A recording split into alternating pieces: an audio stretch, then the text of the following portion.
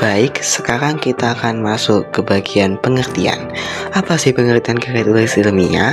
Karya tulis ilmiah adalah tulisan yang disusun berdasarkan hasil penelitian, pengamatan, atau kajian tertentu secara sistematis dan logis dengan tujuan untuk menyampaikan informasi, argumentasi, atau pemecahan masalah secara objektif dan ilmiah.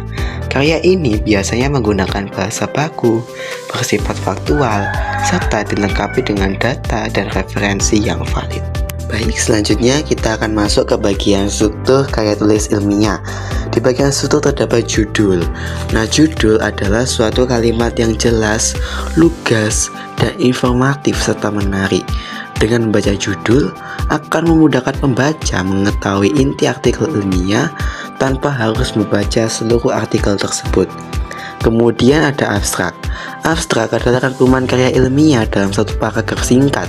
Abstrak memuat uraian singkat mengenai masalah dan tujuan penelitian, serta metode yang digunakan dan hasil penelitian. Kemudian ada bagian pendahuluan.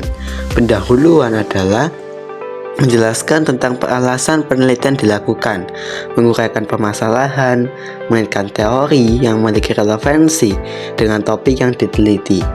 Kemudian ada tinjauan pustaka. Tinjauan pustaka adalah menguraikan tentang cara-cara yang dilakukan dalam pelaksanaan penelitian, yang di dalamnya mencakup subjek penelitian, populasi, sampel, pengumpulan data, dan teknis analisis data. Kemudian ada hasil dan pembahasan. Pembahasan membahas secara tuntas permasalahan yang diangkat dalam karya ilmiah. Di bagian pembahasan, Anda harus memaparkan fakta-fakta yang dapat memperkuat tulisan Anda. Bagian pembahasan berisi kajian referensi, beberapa atau banyak penulis yang mendukung gagasan yang disampaikan dalam karya ilmiah. Kemudian ada kesimpulan.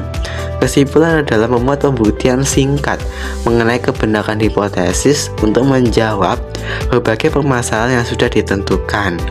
Penulisan simpulan harus mengacu pada tujuan. Yang terakhir, ada daftar pustaka. Daftar pustaka merupakan referensi atau sumber pustaka yang dipakai dalam penyusunan karya tulis ilmiah seperti makalah, buku, atau artikel. Contohnya adalah nama penulis. Susunan nama penulis pertama dibalik, kemudian diikuti tanda titik. Tahun terbit diikuti tanda titik. Judul pustaka ditulis dengan huruf miring, diikuti dengan tanda titik. Kemudian kota terbit diikuti dengan tanda titik 2, dan penerbit diikuti dengan tanda titik. Kemudian kita masuk ke jenis KTI. Jenis KTI ada banyak sekali, seperti artikel. Artikel adalah tulisan yang berisi pendapat subjektif tentang suatu masalah atau peristiwa. Biasanya artikel ini disebut juga sebagai artikel opini yang dapat kamu baca di surat kabar ataupun majalah. Sedangkan dalam konteks ilmiah, artikel ilmiah merupakan karya tulis yang dirancang untuk dimuat dalam jurnal atau buku yang ranahnya adalah penelitian dan keilmuan. Selanjutnya ada makalah. Makalah adalah salah satu bentuk karya ilmiah yang menyajikan sebuah masalah. Dalam penyelesaiannya, makalah juga mengandalkan data yang ada di lapangan. Karya ilmiah ini bersifat empiris dan juga objektif. Dalam penyajiannya, makalah biasanya dipresentasikan dalam sebuah kegiatan seminar. Selanjutnya ada skripsi. Karya ilmiah yang dibuat oleh mahasiswa untuk mendapatkan gelar sarjana S1. Skripsi merupakan karangan ilmiah yang ditulis oleh mahasiswa sebagai bagian dari persyaratan akhir pendidikan akademisinya. Selanjutnya ada tesis. Tesis adalah karya tulis ilmiah mahasiswa untuk menyelesaikan program studi S2 atau pasca sarjana yang bersifat lebih mendalam dibandingkan dengan skripsi. Tesis mengungkapkan pengetahuan baru yang dapat dari penelitian yang dilakukan individu yang bersangkutan. Selanjutnya ada PH tesis, diperuntukkan bagi mahasiswa program S3 atau tugas akhir untuk meraih gelar DR atau doktor. Adapun dalam pekerjaannya, disertasi lebih berfokus mengemukakan hasil analisis oleh penulis yang dapat dibuktikan kebenaran, kecocokan, dan keakuratan data dengan realita yang ada. Disertasi harus berisi suatu temuan terbaru dari penulis itu sendiri yang bersifat orisinal. Selanjutnya ada kaidah kebahasaan. Apa saja sih kaidah kebahasaan teks KTI tersebut? Yang pertama ada objektif. Objektif artinya tidak dipengaruhi pendapat atau pandangan pribadi. Hal ini sangat penting karena karya ilmiah tidak dibuat berdasarkan perasaan penulisnya. Juga karya ilmiah harus menunjukkan fakta-fakta yang ada di masalah lingkungan yang ada. Selanjutnya ada reproduktif. Reproduktif adalah karya ilmiah yang ditulis oleh peneliti, harus diterima dan dimaknai oleh anggota masyarakat. Jadi kritikus tersebut dapat meyakinkan para pembaca yang melihat berita tersebut.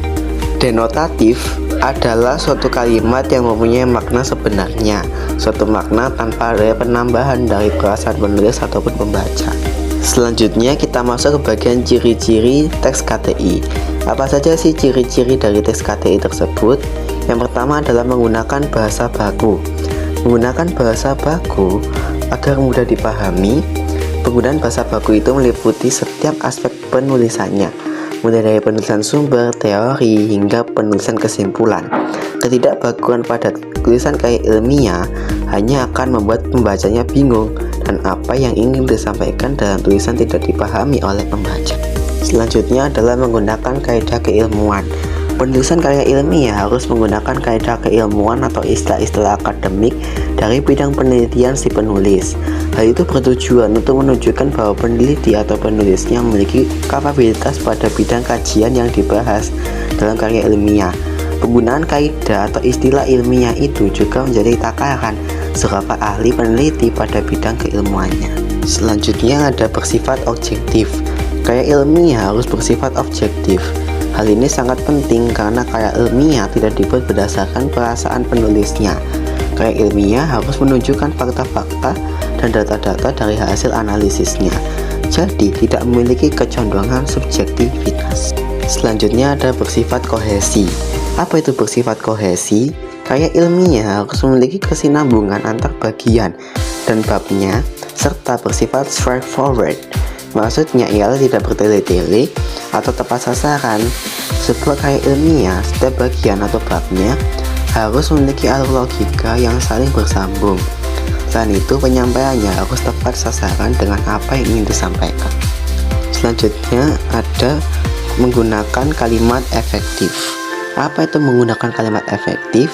Tujuan penggunaan kalimat dalam karya ilmiah agar pembaca tidak dipusingkan dengan penggunaan kalimat yang berputar-putar.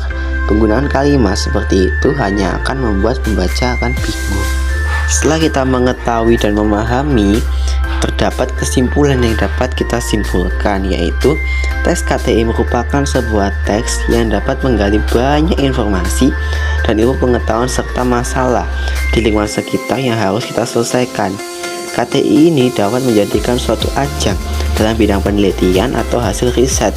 Seperti yang kita ketahui, terdapat beberapa ajang lomba yang diadakan Puspernas dalam kaitan KTI ini, contohnya OPSI, dan banyak juga lomba KTI yang diselenggarakan oleh universitas. Oleh karena itu, kita patut bangga menjadikan KTI menjadi materi bahasa Indonesia pada hari ini.